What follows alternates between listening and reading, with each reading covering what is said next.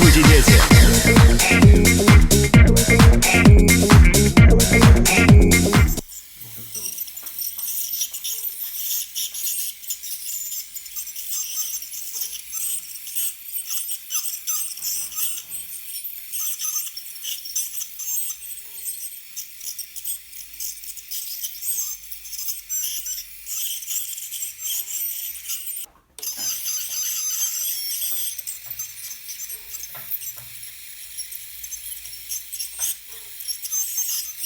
Миша, все шатаются или нет?